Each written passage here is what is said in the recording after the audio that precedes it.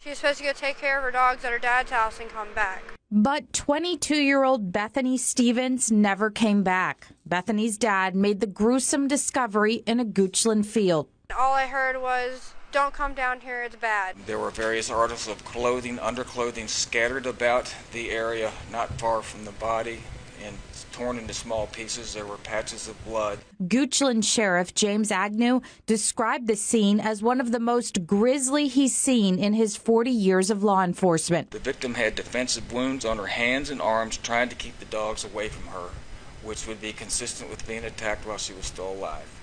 It appears that the first traumatic injury to her was to her throat and face area. The sheriff says that according to a preliminary report from the medical examiner, Bethany's 2 pit bulls, each weighing about the same amount as her, 125 pounds, killed their owner. There were no strangulation marks. The victim had puncture wounds in the skull, and this was not a homicide.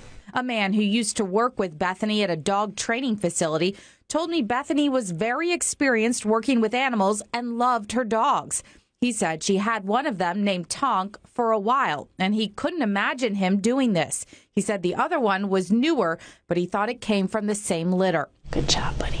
Although Richmond veterinarian Dr. Amy Learn didn't know Bethany or her dogs, I think that the investigation needs to be ongoing. she believes many questions still need to be answered. Dogs don't typically just out of the blue attack their owners, so there's typically some kind of provocation. She says that provocation causes fear, which can cause aggression. But she wonders if there is more to the story. Was there somebody else there? Were they being attacked by somebody? Were they trying to defend themselves and their owner from somebody else, from a wild animal? Was it actually something else that attacked the owner? Were there stray dogs, coyotes, something else in the woods?